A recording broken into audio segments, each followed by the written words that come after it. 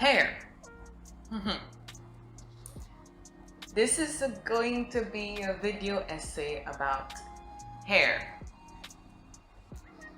For anyone who follows me around social media, and I doubt that you follow me on all my social media platforms, and if you don't, go do that right now. It's me, Lilith everywhere. It's no confusion. Come on. Why do we have to play this game? Okay. Onto the essay. After that self-promotion. Hair. For most people, it's this thing that comes out of your body. It's everywhere. Not just most people. Animals. And sometimes even plants. Hair is, depending on where you're born, going to mean a whole bunch of different things to you. For the Asians, it's a very important part of your beauty. Well, generally every culture, but they have a more straight type, you know what I mean? And to be honest, I'd like to think that most cultures don't deal with the kind of issues that people of a certain, you know what I'm talking about, deal with. But that would be me, because being the weeb I am, I've learned a lot about Korean culture, K-pop culture, J-pop culture, the anime girl aesthetic, the weeaboo aesthetic, the whole having to have long luscious hair, because in Asian culture that's gives you points, brownie points, huge brownie points. In India, long luscious hair gives you look, long luscious hair it's a thing. It's a thing. It's not just a thing culturally that people are seen as more attractive or generally more feminine or more whatever it is, what you would call it, when you have long luscious hair. So there is a stigma born out of having long hair or not having long hair. Some of us are pressured into needing to have that aesthetic, especially those of us from cultures where our hair does not like being long. You know, us, these people. See, I don't want to come out right and say it, because I do not want to be that channel, and that is why instead of me, you're hearing my voice over Khadija doing her thing, because she's the one creator I can relate to when it comes to talking about cultural issues. And when it comes to the rabbit hole of cultural issues as a black person, and to be clear, I am an African, Ghanaian, not Black American, not black, not Blasian. I am black, Africa. Never left here. I sound like this because my dad is a perfectionist and he thought this would sound right on his kids. Moving on. Being a Ghanaian girl from the corner of Africa in the West, my whole life I've dealt with kinky hair. And everybody knows. It's an open secret that Americans and a bunch of other European countries decided at some point in history that they wanted to have black people, you know? And due to that, there was a cultural integration at some point in all those other countries where black people were like, hey, maybe that's not really nice, right? And due to the fact that the white, I mean, our foreign friends thought for black people at the time, which they were not used to be more acceptable in their societies, we had to look more like them. They generally gave a bunch of really unfair stereotypes to our naturally kinky hair. And I'm like, what am I supposed to do? I was born this way.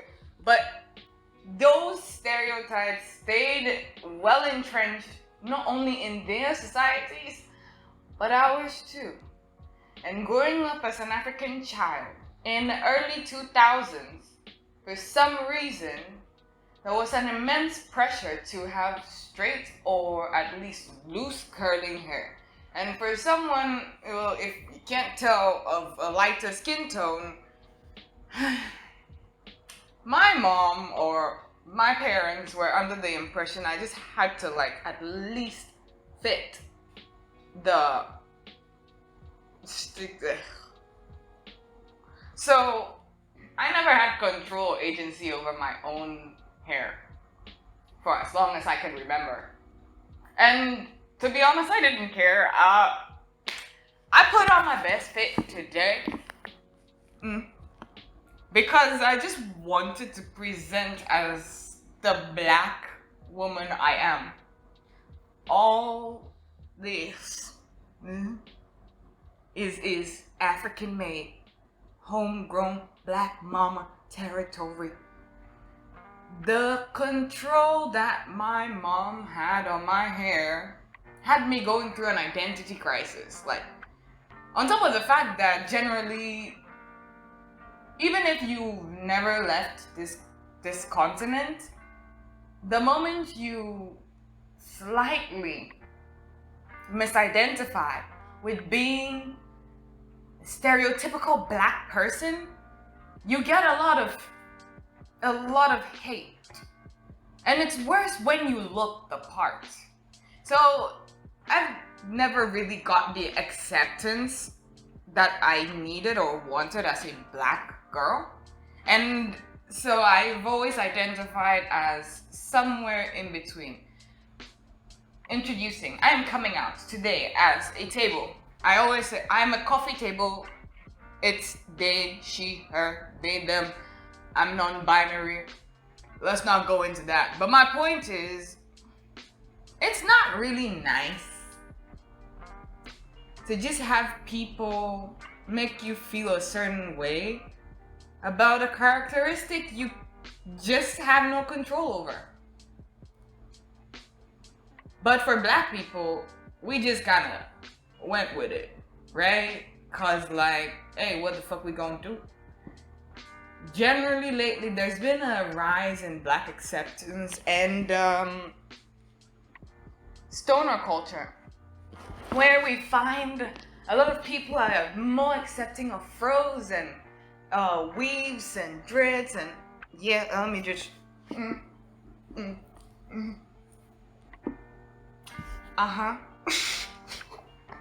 So this brings me back to my reference at the beginning of the video. If you follow me on my other social media platforms, and yes, this video is bait, go do it right now. On Instagram and TikTok, I have more videos of like my up close face, and you'll find a general trend of a change, or mostly constantly the lack of black hair. And as a black person, I'm gonna come out and say, let me explain. So due to this identity crisis that I had going on, and I'm not relating the identity crisis to what I'm about to say, but it is related. Okay, I just did, sorry. Explain that however you will.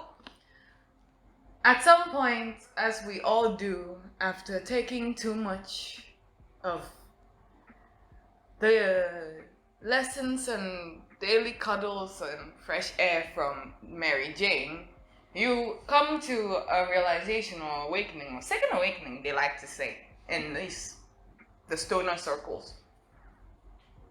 And for me, within that second awakening, I pictured my inner self. Yeah, I'm about to be the weird chick. I'm about to be the weird spiritualism chick right now. You can fast forward. I'm thinking it's going to be at least a minute long, but here we go. So, I picture my inner self as a bright white light, formless. And I had this image one time when I was tripping balls in the darkness. So it was very inspiring. And now I've been stuck with this idea that I must assume my full form, which is bright white hair. Kinky bright white hair from the roots. Whether it's gonna be dreaded up or whatever, it just has to be white. And that was in like 2018 or at the end of 2019, not sure. But it led me down this journey, this dark path that nobody warned me of. Until this day, I am still on that path. I have just taken a break because, for God's sake, my hair is tired. And I am sorry, hair. I am so sorry. Anyway, the start was the intro where I talk about hair. Then there's the middle part where I talk about my history with hair. And now I'm going to talk about dyeing hair. With hair culture, I think we've come really far as in an industry. When I think about hair, until I became an independent adult,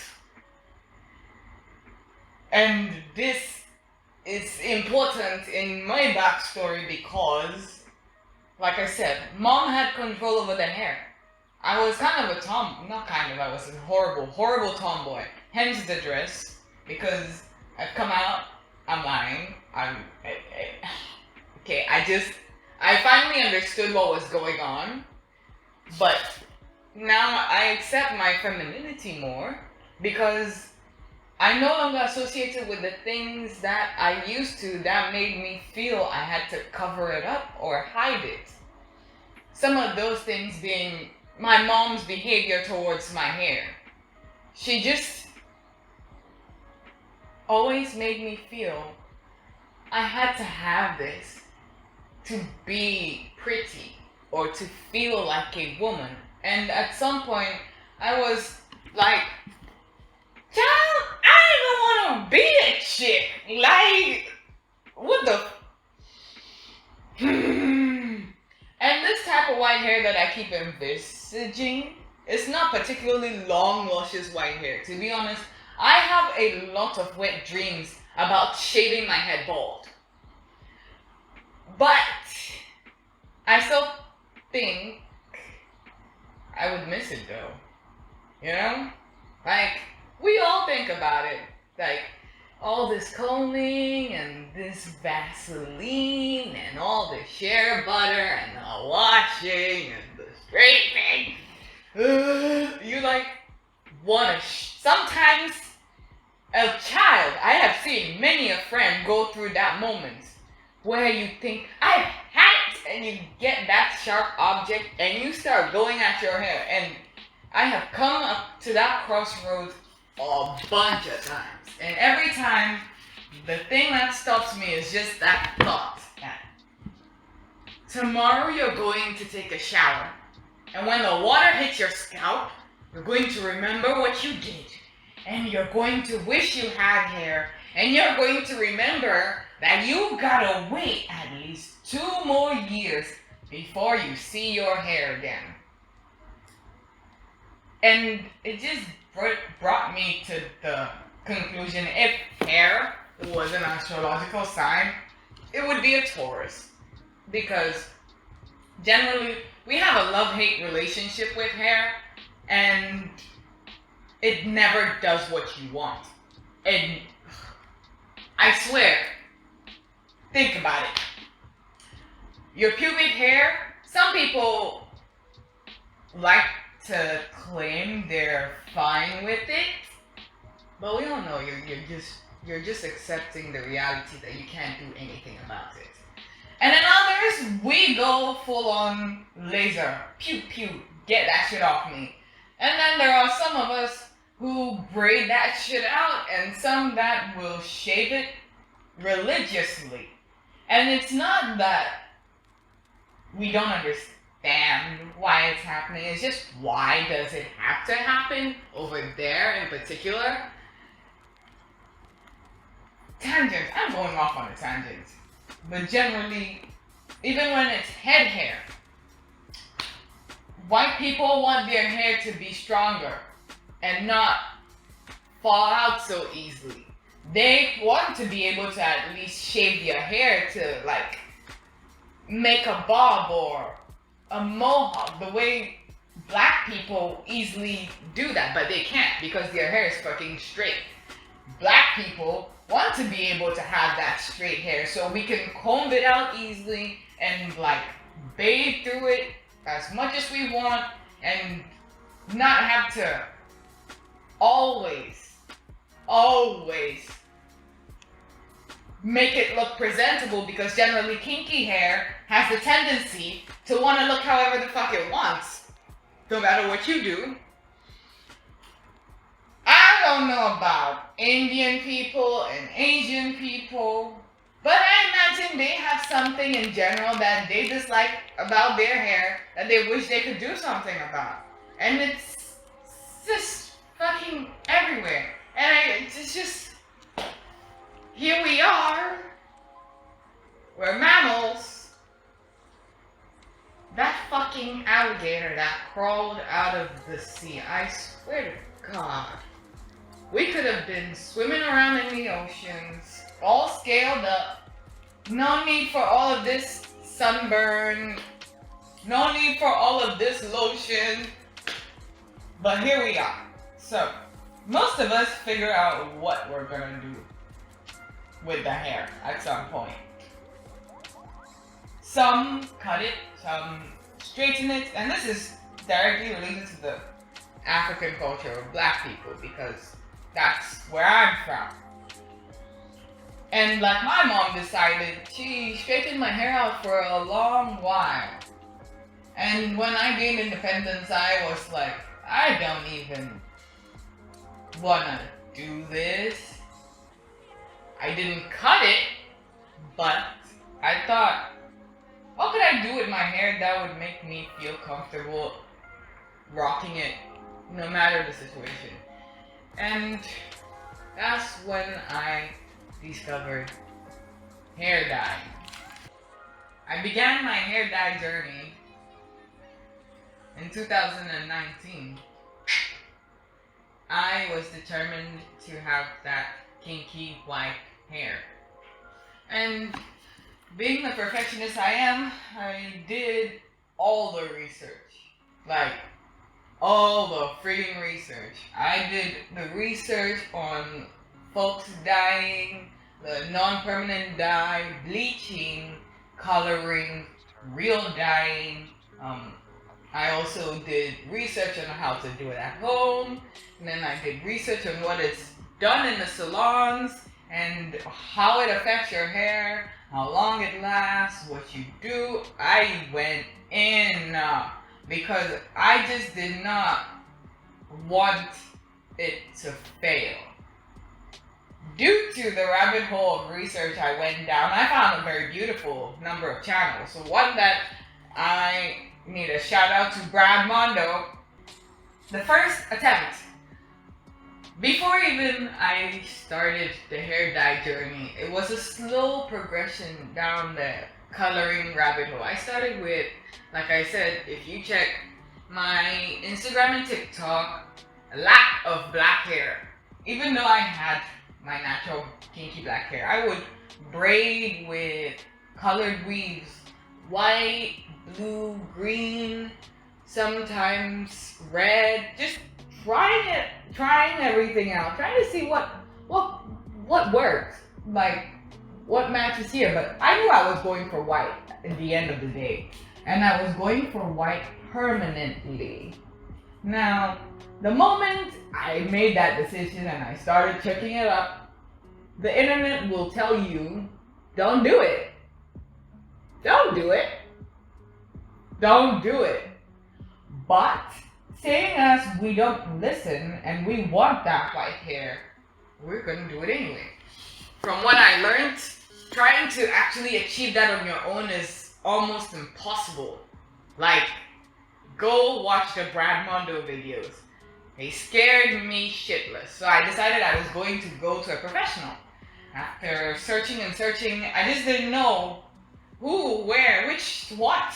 And at that time I was working as a bar waitress, and one of my regulars, who happens to be up and around, mentioned she had dyed her hair once. She went for orange, and she showed me pictures and it looked perfect. And I was like, well, whoa, take me to the person. I've got the money. I had double the money. I was prepared to pay whatever it was for them to turn my hair white.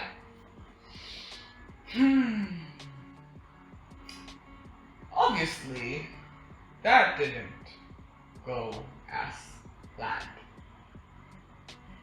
Children, turn off the lights. I'm about to tell a horror story. Grab your cigarette because you're gonna need it.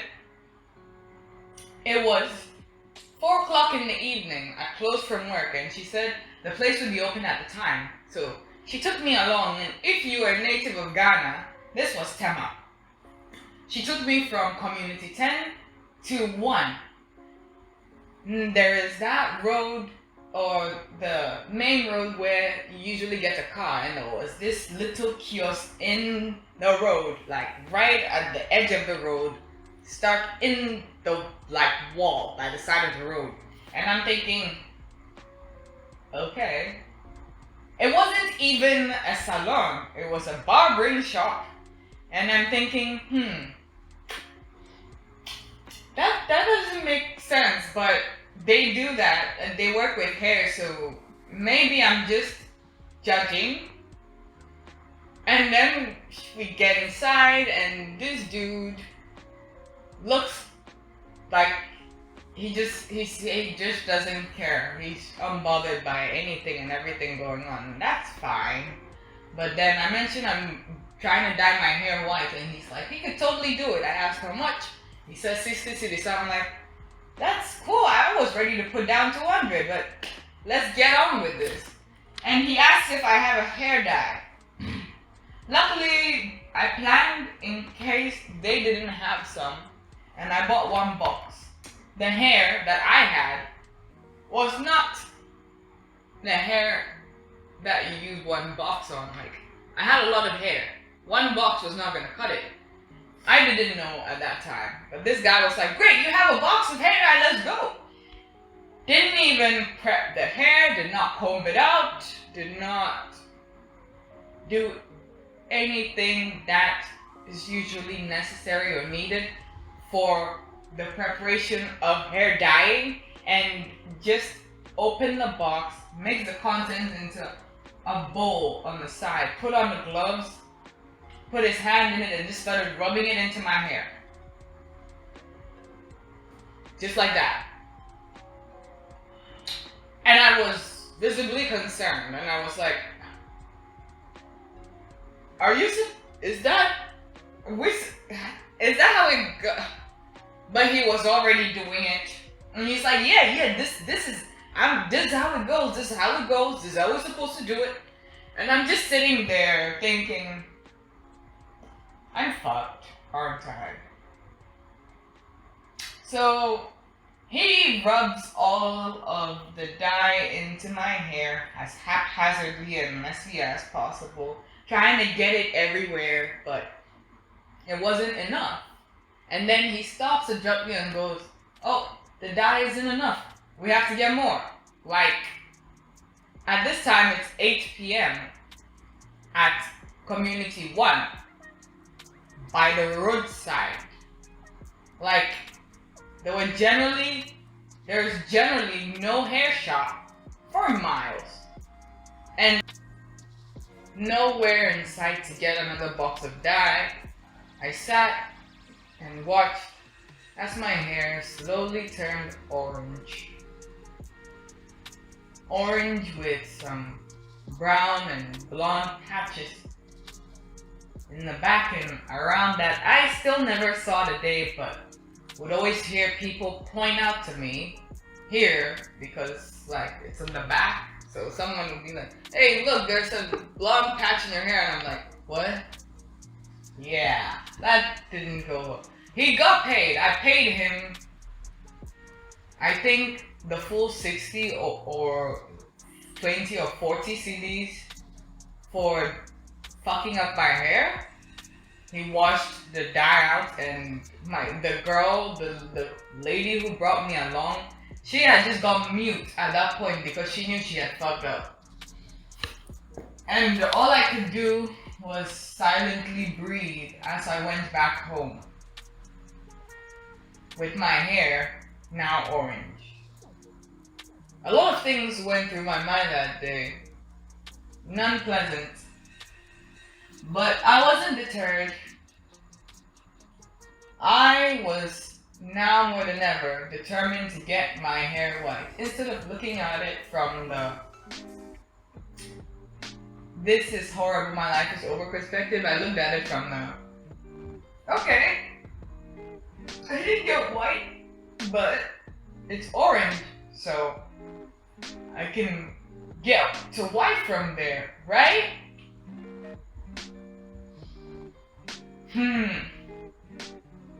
Since I had work, I got tired of patrons asking me what happened to my hair and simply dyed it back to black.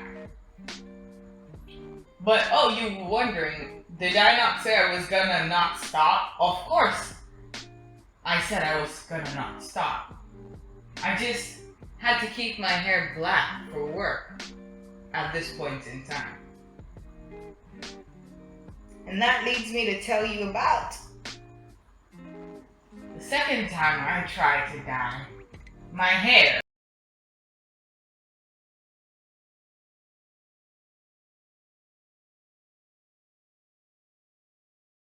But I went to work that week and couldn't take the questions. So I decided to dye it black. The black hair dye is easy and common. So I just got 2 packs.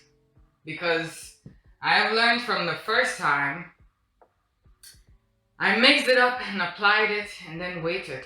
And sadly, it still wasn't enough. My hair turned fully ginger at this point. And after that, I was fairly traumatized. My hair was straight, and dyeing it got it fizzy, so I was told it had been damaged. And not only could I not try again till the damaged hair grows back, but if I tried, I may lose my hair. So I decided to wait till it falls out and new hair grew. After 9 months, I was ready to torture myself again. This time I picked the place. I checked it out and they looked legit.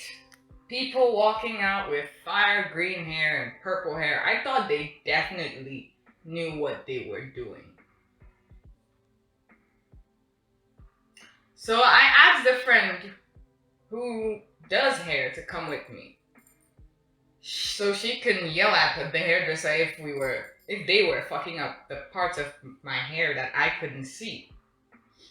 We went in and I was ready to pay. I was ready to pay again. I brought enough money to make sure they turned my hair white.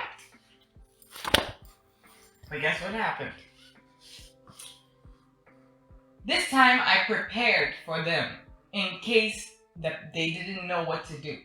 I combed out my hair. I put in a lot of shea butter to make it easier for them to comb if they decided to comb it again. I sectioned it into all the 4 parts needed and tied them up. So like the hairdresser could see, oh, now all I need to do is apply him some bleach, right? We get there. The place looked very legit. They had all the tools. They had the washers. They had the dryers. They had the gloves. They had the dye, like the tubes. And people were having their hair dyed. Somebody had done really cute pink. Someone had done a purple. And I'm thinking, this is the place. I sit down, and one of the hairdressers comes to attend to me. And I say, I'm trying to dye my hair white. They're like, white? Yeah, we're gonna do it for you. And they go check the dyes, and they come back and they say, we're all out of white, but you can get blue. So at this point, I'm disappointed, but I think, hey, it's a start. It's a start. I had the money. I was going through an existential crisis, and I needed to do something about my appearance to feel good again. So I thought, fuck it, we're going with blue hair dye, and I don't care. I just want my hair to be a different color.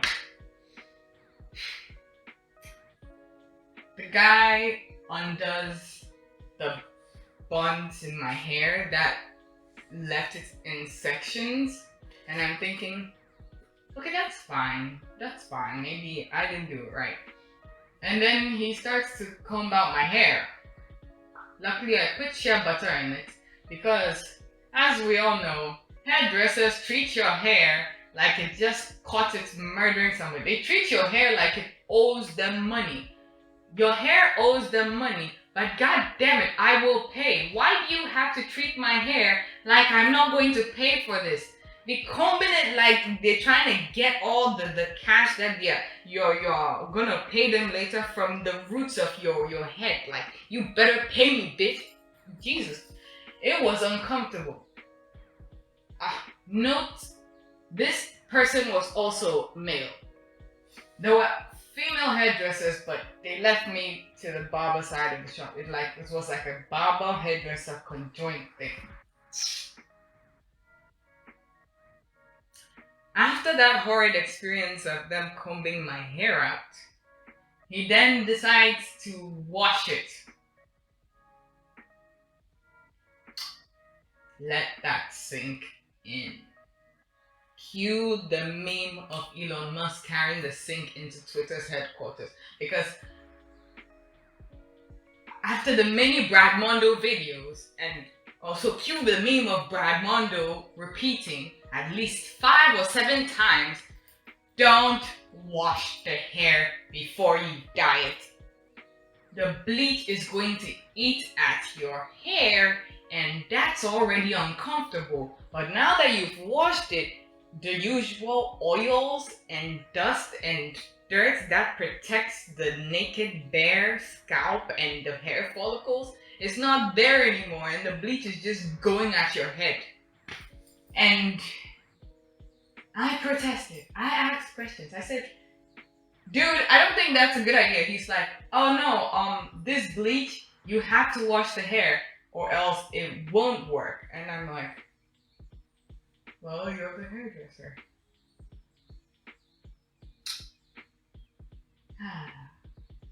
That shit cost, I think, 60 cedis.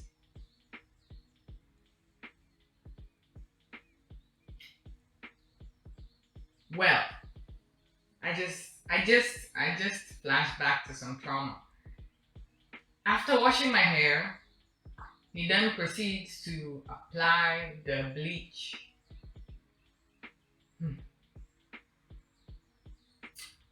He applies the bleach. It's looking good. I had pictures of that somewhere. Hopefully I find it. It was looking good. Everything seemed like it would be alright. I waited for, I think, an hour or 30 minutes, and he was like, okay, let's go wash your hair. We washed the hair, and it's still black. Like nothing happened to it. Like, I felt that bleach burn my scalp. I felt it eating through my hair. But somehow, we washed the hair, and it was still black. And so, with hopes, the dude says, let's try it again. This time, he applies the bleach first, and then he lets it sit for 30 minutes. It was so fucking painful because at this point, my scalp had been bare, naked, and then it's like they rubbed salt into it, and now they washed off the salt and they're about to put the fucking acid on top of it again. And that's exactly, it felt like my head was on fire. It was torture that I sat through it. And then I had to wait for him to apply the color after washing out the bleach. And this time, my hair was brown. But he still applied the color. And after washing the color out, I don't know if I blocked it out of my memory because I believe that day my hair must have gone through bleach at least 3 times. My hair was still not white, and it was not blue, and it was not brown. It was all of it. It was pink in the roots, orange on some ends, blue in the middle, and brown at the very end. And oh Lord, I remember looking at my hair in the mirror and completely disassociating. And then from there, I was home. I vaguely remember the barber not being able to properly ask for the money, but still asking for it anyway, citing an excuse like, I used so much bleach, my boss is going to question it, I'm sorry it didn't work out. But it didn't matter. And that was the last time I tried to bleach my hair. My hopes have not been killed. I will try it again, most definitely. But the reason for this long video essay is that, as you can see on my head, I've got this whole dreads shit going on, and I actually really dig it. And after years of battling with deciding what I wanted my hair to be, even though I still will try to make it white, I'm actually now more comfortable with it, no matter what form it's in. Because for a long time I associated my hair with my beauty, the way I had been raised up to believe. I always felt short hair meant I was more masculine. And in some way, society does kind of push that ideal to you.